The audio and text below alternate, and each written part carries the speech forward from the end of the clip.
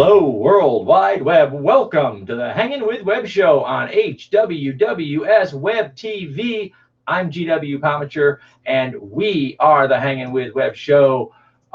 We are interviewing authors, artists, filmmakers, musicians, creative minds of all kinds, and we're doing it so that we can bring you content every single weekday, a new interview with a new artist talking about a new thing that's happening in the world. You really want to be here, so hit subscribe. And then all the kids are saying, smash the bell. I don't know why you would smash it. Don't smash but hit it. Just ding with the little mouse thing. And then you can come back. You'll be notified whenever we have a new interview. Right now, we have on the line musician Atlas Cage. And hello, welcome, sir. GW, how you doing? I'm doing all right, my man. I'm doing all right. Where are you calling in from, man? From Austin, Texas right now. Austin, Texas. How are things in Austin? Lockdown, as you expect. I'm sure it's everywhere though right now. But yeah. I hear the traffic's great though now. You know, it's nothing but lines of traffic for years. You have to go to the store that one time a day that they're letting you out. You know, it's a lot easier. Because probably just as a matter of good fortune, we seem to be staggering our trips out, so you don't have to fight with everybody. You know, if we did this thing where everybody decided to go to the grocery store at 9 a.m., we would clog the highways for like a week. Oh yeah, I believe it. Keep it staggered, folks. Yeah. So, what are you doing to stave off the boredom these days? You know, honestly, all the same stuff that I've been doing. I feel like music, when it becomes your job, there's never a time where there's something you can't be doing something. You know, you're always promoting, you're always reaching out to people, you're always working on music itself. There's a ton of things you can do. I've been editing a video that we have coming out, and Sky Titan Media just released a single yesterday for Chords of Eve, which is already doing really well on streaming. But we had a music video go out for that, and we had a press release go out for that. So it was getting all that stuff set up, and then setting up all of your scheduled posts and making sure you get stuff going on social media.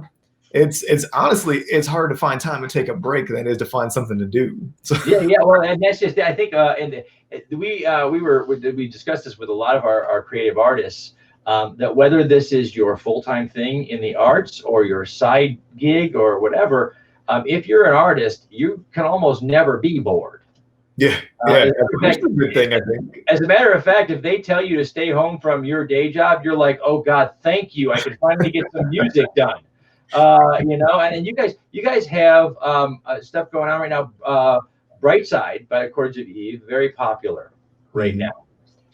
Yeah, so Brightside came out end of February, and then we just released Future's Not What It Used to Be yesterday.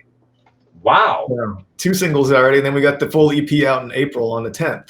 Wow, that's fantastic. Well, I know over on HWWS Indie Music Radio, the listeners are loving it. So keep sending more. We'll keep playing it. You keep sending it. So absolutely. And so man, let's talk a little bit about your musical journey. Where did it begin? Were you just walking around the house at 2 and you pulled out the kazoo and started going? Where did it start? Where did it start for you, man? No, the kazoo didn't come till college, actually. I was a latecomer on that one. So. Oh, okay. That's a hard one to master. So it's a lot of skill. People think it's just the exhale, but it's also on the inhale. You know? There you go, man. So yeah, where did your musical journey start for you? Honestly, I would say it probably really started in high school. That was where my mom got me my first electric guitar, and I'm a big metalhead. I love rock and roll. That's like where I originated with everything. And I was in metal bands back then, and people would just go crazy for it. These, 16, 17-year-old kids jumping around, being crazy. And we played so many bars. We played so many high schools and other things. Like, we played a lot of places we probably shouldn't have been at. I mean, 17 in a bar. I was going to say, 17 years old, you're like playing on stage, and when the guy offers you a drink, you're like, Yeah, there was a lot of, sorry, I can't. I don't know if I'm supposed to be here, but I am, and I'm playing. So, when now in your current incarnation, when did you put everything you're doing right now together? So the Sky Titan record label, I started that last year to kind of house, because I've been doing so many different music projects. They're kind of scattered, where you hear about it here, it's a little bit there, and I wanted to find a way to kind of put it all together. So that was why I started Sky Titan. And Chords of Eve, has kind of been a project that off and on I've been kind of tinkering with. So I've always liked that kind of trip hop and that lo-fi jazzy kind of sound with things. I'm a big fan like Portishead and Tricky and Massive Attack, but all of my stuff had always been rock and roll. So it was kind of just something new to try out and try my hand at. And over the years, I did a couple of things here and there, but really I had the opportunity to get really deep into it this time. And I met a singer who she does improv theater, Casey Ardmore, who amazing voice. And I was at one of her shows one day and I was like, you and I should work on a project together. And I sent her some music. She sent back some tracks and we started working on that. It was actually, I think, a year ago this month. So, wow, man. That's fantastic. You know, that's one of the things it has been our experience. I am not a musician. I am lucky. I now run a radio station and I'm lucky if I can play the radio. But yeah, one of the things that we have found about the indie music community is that it is incredibly eclectic. It really is music by musicians, music lovers, because from, like you said, those rock tracks that you were doing into something a little bit different. And I ask my musicians to tell us when they send us music, what genre. I have to stop asking that question because you guys just, indie is its own genre. We just make them up, yeah. It is where you mix everything you love, sometimes into a single track. So it's amazing to me. Now, where is your passion in music when it comes to that creative process? Is it in the writing? Is it in trying to put those things together? Is it in the organization? Where is your true passion in the music? You know, that's kind of a tough question, actually, because there's a lot of it, like the writing process itself, I think, at least for me, kind of deals a lot with in the moment inspiration. Like I'll hear someone say something, I'm like, oh, that line, that sounds like it should be the line in some sort of song, and I'll work on that. Or I'll hear a completely different sound within someone else's music. I'll listen to the radio and I'm like, there's a guitar riff I hear in my head that should be in this track but isn't, and I'll go and try to record that.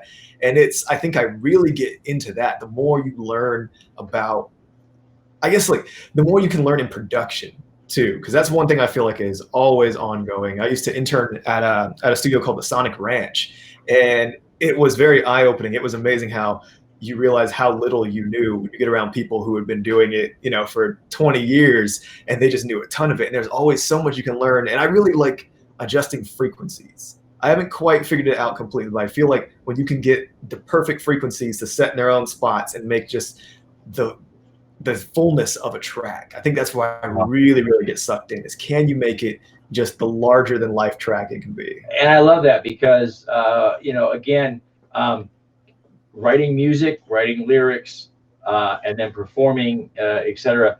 Each one of these things is a skill in and of itself, but then the studio itself is a whole another instrument.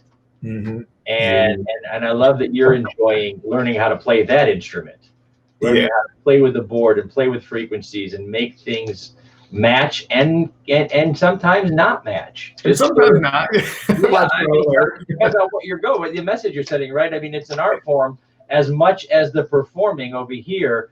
The guy at the dials is also performing, and you're learning how to be that guy too.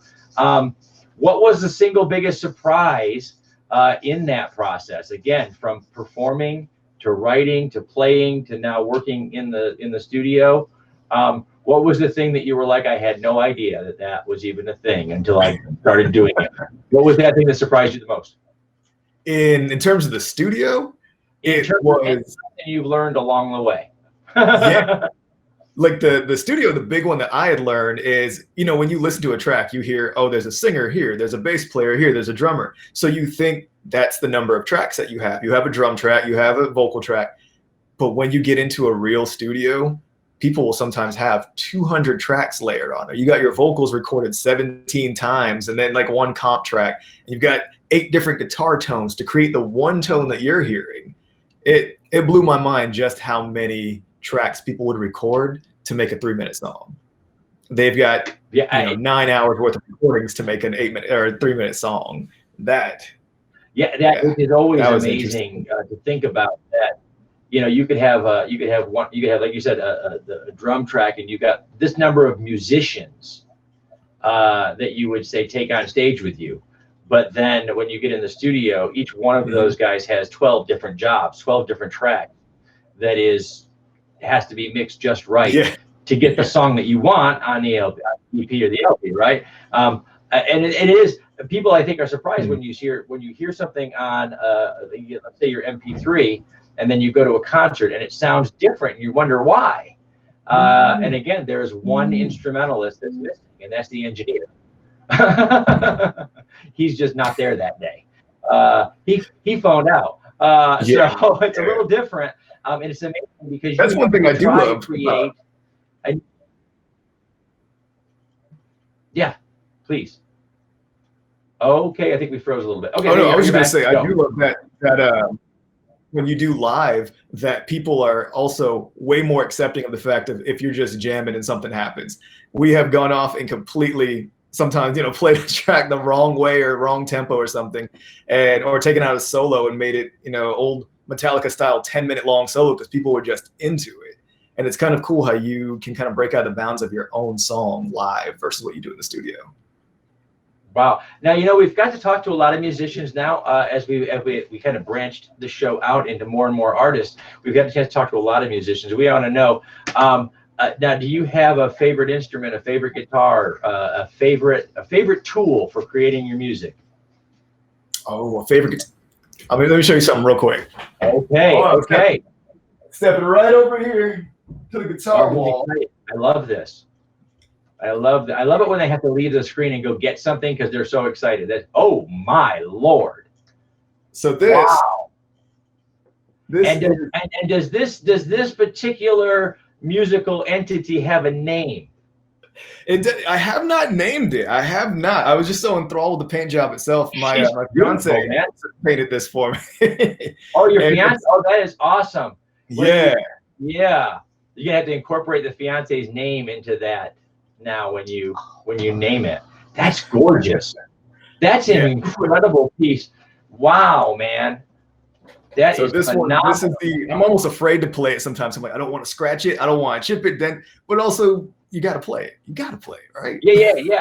No, it is. I'm always blown away by the aesthetic of an instrument because it speaks to the individual musician. And I know you guys take time to pick out the right instrument when you're shopping and things, and then when you get it home and you make it your own,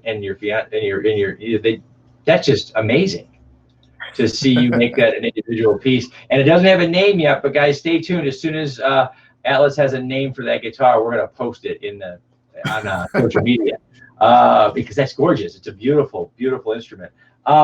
So now, what is the next project you guys are working on? We just talked earlier about some of the songs that are just new out. You got two, one that's brand new, one that we've had for a little while, and that EP is dropping, you said, in April.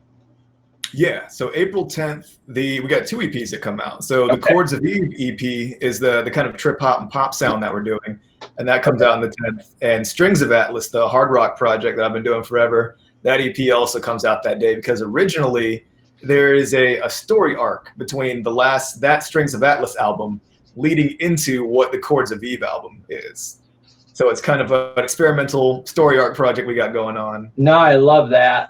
One of the things we always tell our audience is that when we deal with creative arts, some people they say, how do you go back and forth between music and an author or a filmmaker? And one of the things that we're always telling people is the creative arts in general is about telling stories. It's about storytelling.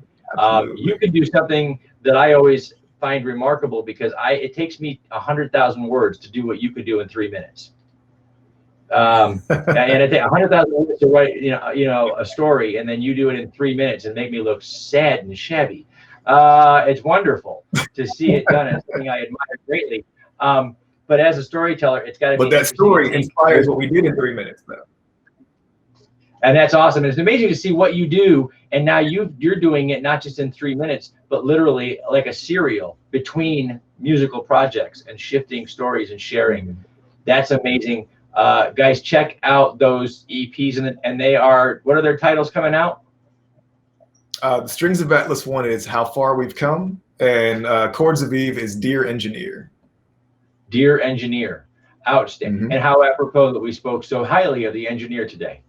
That way he gets the props. Guys, check out those EPs. We have to wrap up the YouTube interview right now by thanking our partners and friends at Famous Faces and Funny, Space Coast Comics, Hearts Helping Others of Central Florida, Jay Bauer, our NSC Live TV, and Mommy and G Creations. Thank you guys for all the support for the show and for our artistic community. Thank you guys for watching on YouTube. Hit subscribe, come back over and over again. In the meantime, log on, tune in, and see who we're hanging with next.